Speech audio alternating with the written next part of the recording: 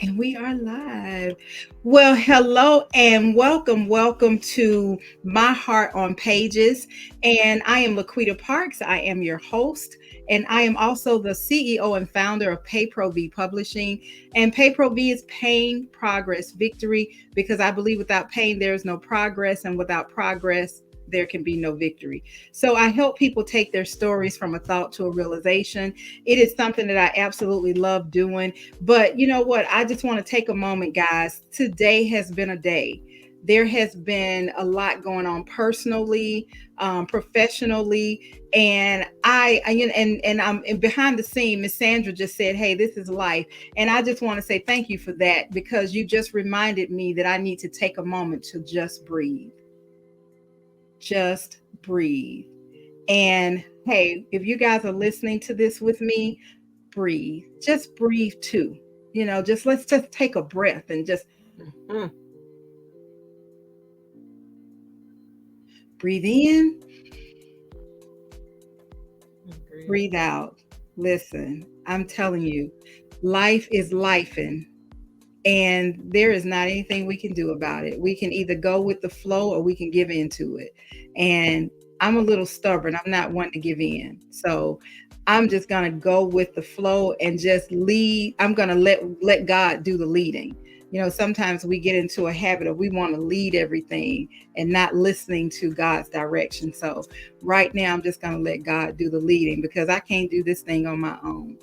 So oh, okay. With that being said, I am so excited to have Miss Sandra Washington here so we can talk about her.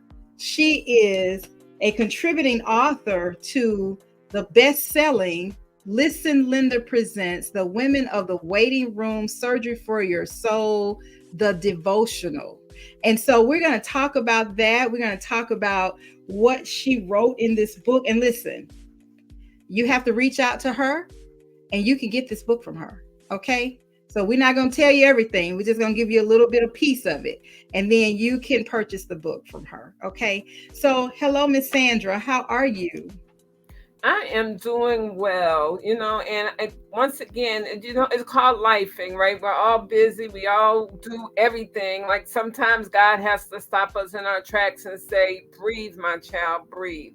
And so, those days come and those days happen, but here I am. I'm here. I'm, ready for the conversation, to get started. So whenever you're ready, we can go ahead and start. Hey, I'm ready. So why don't you give us a little bit, tell us a little bit about yourself, where you're from, and how was your day today? What interesting thing you did today? I was born and raised in East Orange, New Jersey. When I got to be an adult, I started adulting. So I had a young child at the time. He was a toddler, and I was like, well, okay, I don't need y'all. I can do this myself. And I moved 800 miles away. So I now live in Chicago. And it's funny. I tell people this all the time. Just a little bit quick story. I met my husband at work. So he worked in one department, I worked in another department. We dated for a while. Even the dating was crazy. We dated for a while. And he was complaining. He was like, my secretary is making more than me. And he was in IT. He said, my secretary is making more than me. And I kind of got tired of hearing him say that. I felt for him, but there wasn't really anything I could do. Mhm. So I was like, okay, well, I'll tell you this. Because I'm getting ready to move back to New Jersey. I said, I'll tell you this. If you go out and you get a job making, and I told him what he needed to make, right? Mhm, mhm. More than what you're doing right now, I'll stay. LaQuita, I kid you not, within 2 weeks he came in. He was like, well, I guess you ain't going nowhere. I was like, why you say that? God had blessed him with another job, making exactly what I told him that I was looking for him to make. Like I just threw out a number, Mhm. right? Because I wanted him to move. I'm like, you know what? You're a black man. If your secretary is making more than you, then that Mhm. means you don't need to be there. That's right. You got skills, you went to school, you got experience, you got education.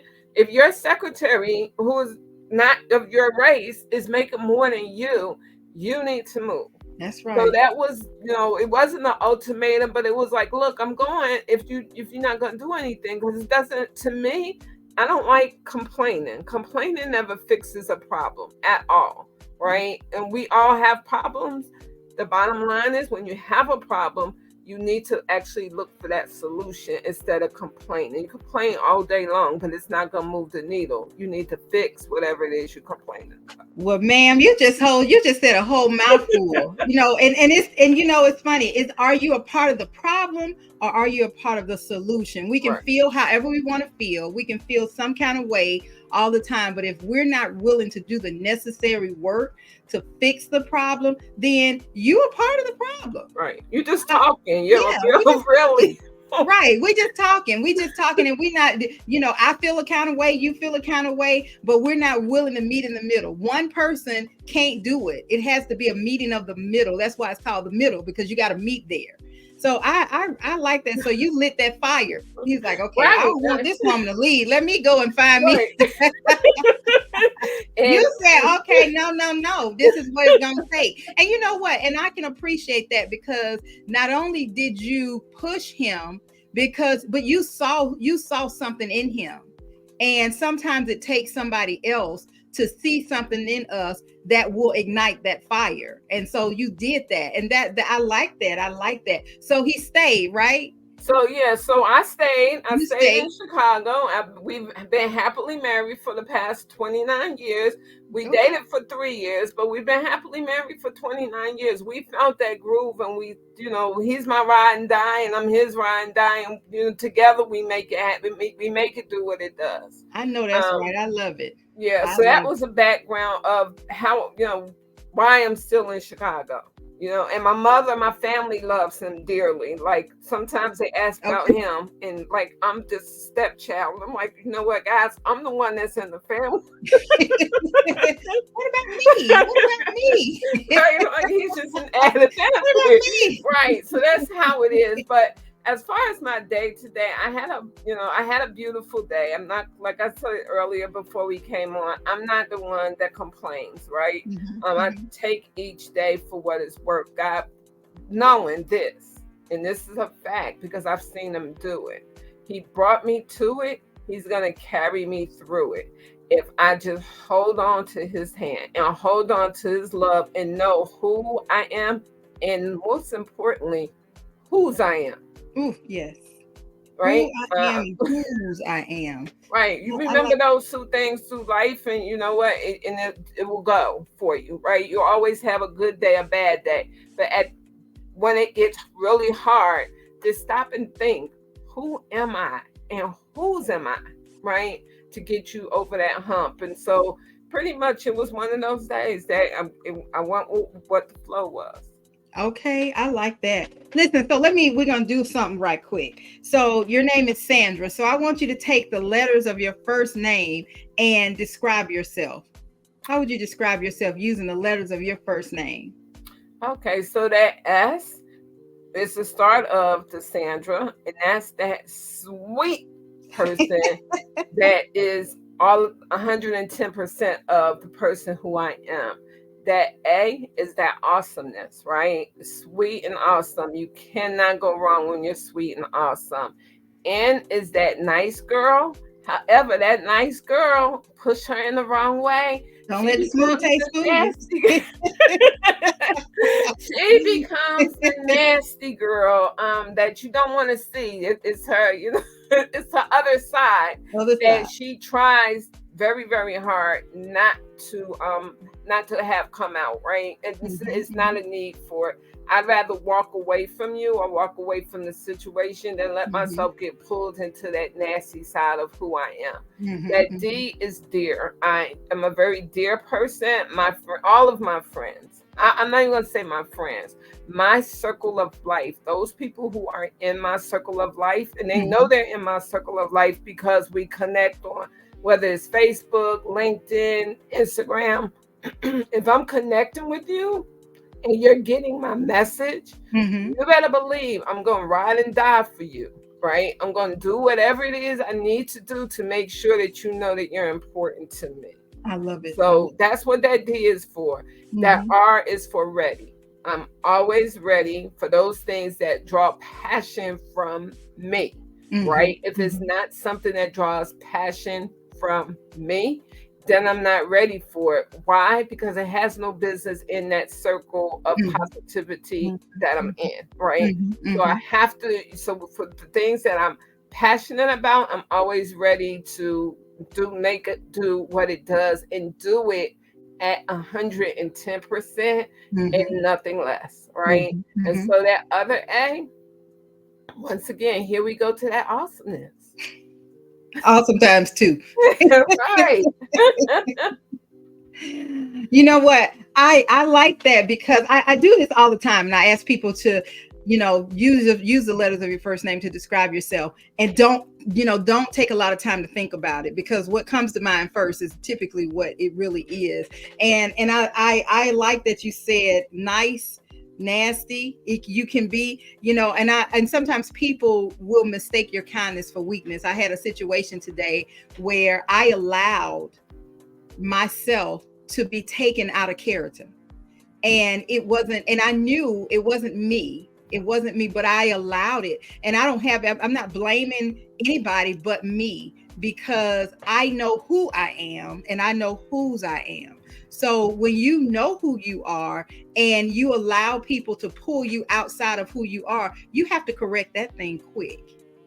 You're You have right. to You correct have it to. quick. Right. You have to. I mean, you can sense, you should be able to sense when the energy coming at you or Hmm. around you is Hmm. not the same energy, right? Hmm. And Right. you should know how to pivot yourself up out of that situation so that Absolutely. you're not in that situation.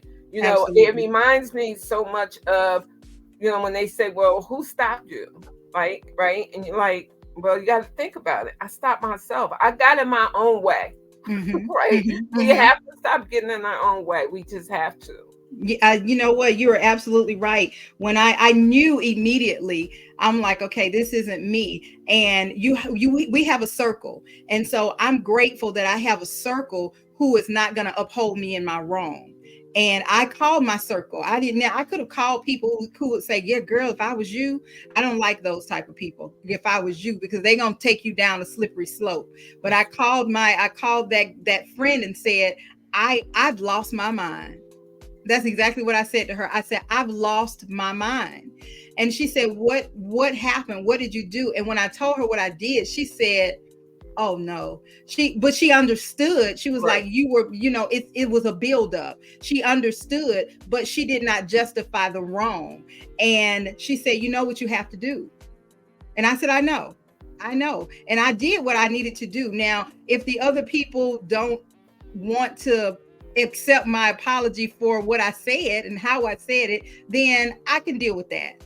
But you have to know when you're wrong. So I appreciate that. When you have to know who you are and whose you are. So I really appreciate you saying that. So let's talk about the devotional, the Women of the Waiting Room devotional. Now, Okay. was this your first book? No, it's actually not my first book. It's actually my second book. My first book I wrote, I had just actually gotten over COVID, Mm-hmm. and I've been in the healthcare field for 30 something years. Mm-hmm.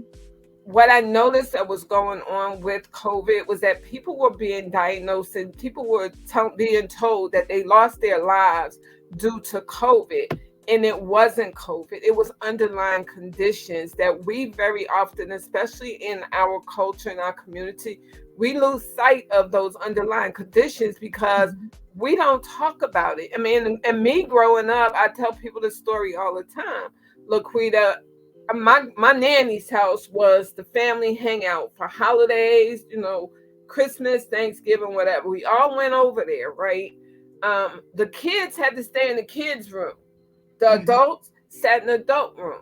We dare not step or even put our face in the adult room. Right. What were they talking about then that is now coming back to actually bite us because it's actually coming back in our own health history to actually impact us that we didn't know about, Mm-hmm. right? And Mm-hmm. so I was like, okay, something we got to put something together, or I have to put something together that will help us understand our family history, understand, hey, when we go to the doctor now, used to be a long time ago, you go to the doctor, you're able to stay in the doctor's office for an hour, right?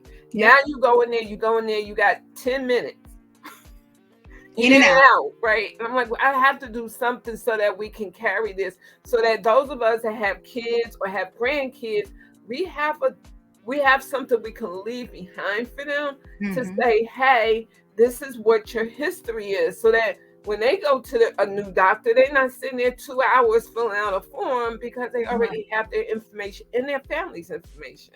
So the first book I did was a personal and family health history health journal, and it Okay. was didn't that was that. But I stayed behind. I didn't put The Secret out. I was going to do The Secret, and I kept pushing it off and pushing it off and pushing it off, and it kept following me and following me and following me. I got a call, I actually got an email from Jacqueline Cox, who asked me, um, did I want to be in it? She was doing a devotional, Mm-hmm. and Mm-hmm. through my board, one of my nonprofit board members, Miss Carolyn Coleman, that's how that all kicked off. And so I was like, yeah, I'll do it. And it actually gave me the time and the space. God was like, this is your time to put your story down. Stop carrying that, because what you're doing Mm-hmm. is you're carrying it and it's impacting the work that I want you to do. Lay it down and let it out so that you don't have to keep running from it. So how difficult was it? Difficult to finally put it on paper? Was How difficult was it? You know what? It wasn't difficult. And it wasn't difficult, LaQuita, because it was God that was telling me, let it go. Mm-hmm. Right? Mm-hmm. It was Him. Everything happens at a certain time and a certain place in all of our lives. Um, so it wasn't difficult for me to let it go, although I worried. Like, I had an opportunity to write it before. There was a reason why I didn't write it before. I didn't understand what that reason was. Mm-hmm. But once I started writing it, I understood that God was like, this is when you're supposed to put this out. This is when you're supposed to put it down and leave it. Once you put it down, walk away from it, leave it. It's no longer yours, right? So that's actually how that happened. So how do you, so everybody has a story. Right, We all know that, and everybody that knows me knows that's my motto. 100% of everybody living and dead has a story. right. So for your story, The Secret, who were you writing that to? Who is your audience for that? My audience was for anyone, especially little girls and little boys, who are walking around that are they're being taken advantage of, and they're too afraid to say anything. Mhm. And their parents are not knowing what's going on, right? They don't know, don't have any idea, right? But we're hearing so much now about mental health, and we're hearing so much now about black young black community with these mental health challenges, that Mhm. when you see something, it's sort of like when you see something, say something, do Yeah. something.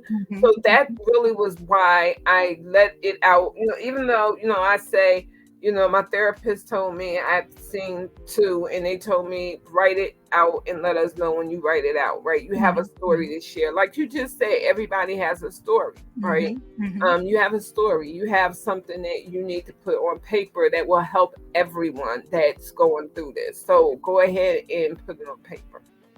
So you're absolutely right, because writing is therapeutic. It's more room on the outside than it is on the inside. Um, I did a show not too long ago, a couple of weeks ago, called Behind Closed Doors, and I had several guests on that show, and the consensus was, you know, we grew up, all of us, and everybody that was on the call was kind of in the same generation, but we grew up in a what go on in the house stay in the house, and so we were not allowed to tell what happened. We were told, you know, it's not anybody's business. Don't go out this house telling my business. So behind closed doors stayed behind the closed doors, but it didn't, because it started manifesting itself in other things, in other ways, in mental health. And it's unexplained. It's like, okay, what happened here? And it's because when we grow up and we go through things, there's the fear of telling from one side of, you know, don't tell, there's a threat, or you better not tell, to if I tell, how is this person going to see me? How are they going to perceive me? What are they going to think about me? And then it goes to the other end of, I don't want to hurt somebody. I don't want to hurt my mom. I don't want to hurt my parents. And so we have to get in a situation where we're courageous, and it has to be help. Sometimes we have to have help. There is nothing wrong, and I have a therapist myself. I've been navigating childhood medical trauma for a long time, and it seems like it's now coming out and it's manifesting itself. And I think everybody's being affected, my children, because now there is a huge misfire in our communication, and it's just a pile on. So from your book, The Secret, from your section of the book, The Secret, in Listen Linda, The Waiting Room, Surgery for Your Soul devotional, what do you want people to get from your story? I want them to get that it's okay to talk. What I found out while, as I say in the book, I didn't run away from home. I left New Jersey and I moved 800 miles away thinking that I was getting away from something that I really wasn't getting away from. My husband, who's the most staunchest encourager and empowerment person that I could have, when I told him, he told me to tell. I didn't for a very long time. I kept it inside of me, but it festered inside of me, right? And it grew. And I'm like, once again, here we go with me hiding behind something. So as much as I wanted to live a full life, I wasn't able to live a full life because I was hiding behind a secret. Right? No one knew what that secret was. I actually, briefly talk about another secret that happened to me when I was born, but the secret that I kept with me that no one knew about other than me and my husband. And later on, I told someone else and they knew and they didn't say anything. The person who I thought would go back and say anything actually didn't say anything. And so, it just festered and festered and festered. So now I'm at the point where I was at the point where, okay, Sandra, here you got your own business, got your own company, you're doing relatively well in life. What are you waiting for to just put that baggage down? What are you waiting for to tell everybody, hey, look, parents, talk to your children. Children, talk to your mom and your dad. Like, let's open this line of communication up. Like, let's stop hiding behind the word mental health, right? Let's stop doing this. I mean, if it's a mental health issue, it's a mental health issue. But 9 times out of 10, mental health issues happen because we don't communicate. We just really don't communicate. We don't open our mouths. We don't say anything. We just don't communicate. It's time for me to let everyone know. Once again, little girls and little boys, it's okay. Go ahead and talk to mom and dad. When I finally opened up to my mom, the response that I got, I was like, I was hiding for nothing. Right. Right, carrying all that burden on you, and you didn't even have to. And that's the way it is. That's like that. It's like that. You're carrying it, and then when you get rid of it, it's like, it was that easy. I could have just taken it. I could have just let it go all of this time. Right.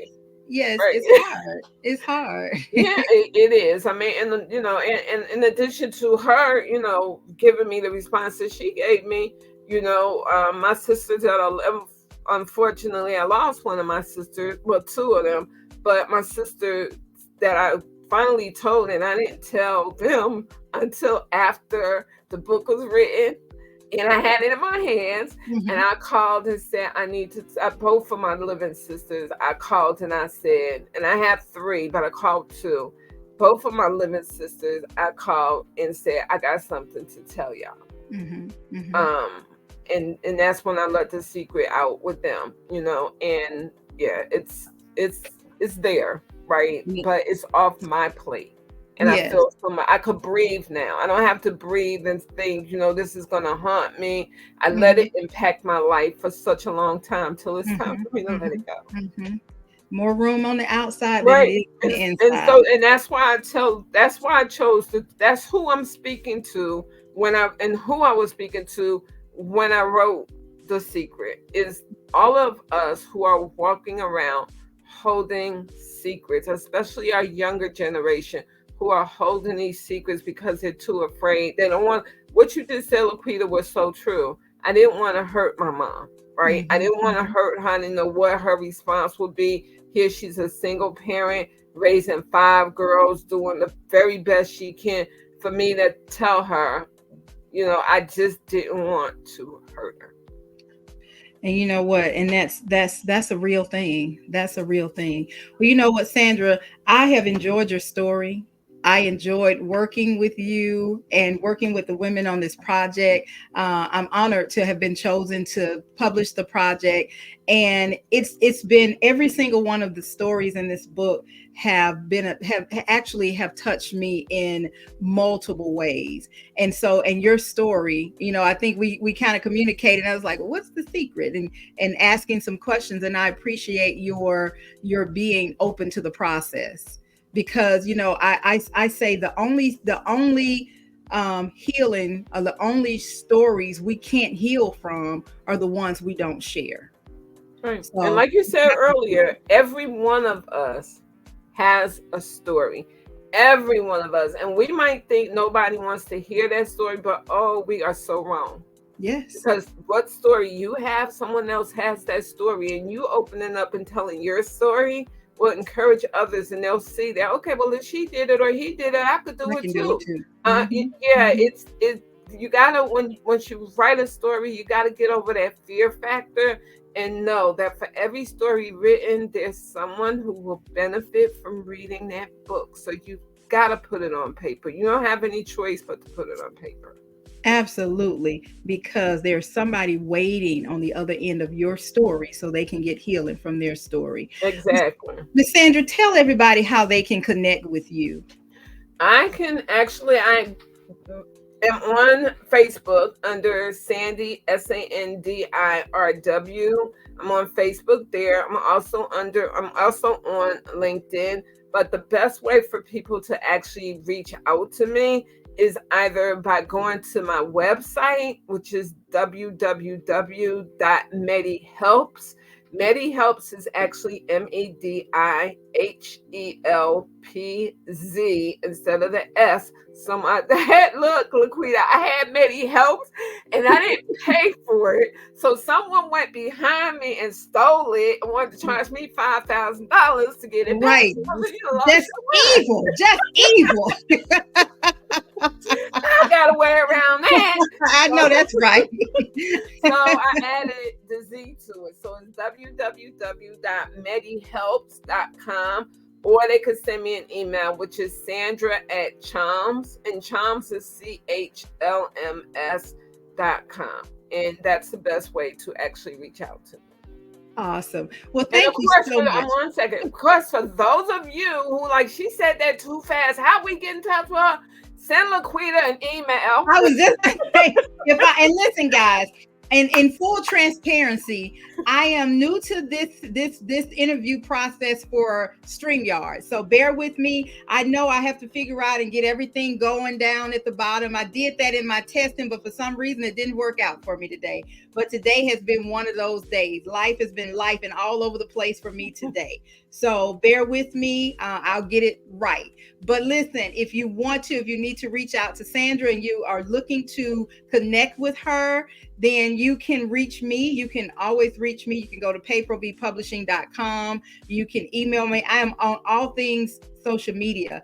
If all else fails, just Google me.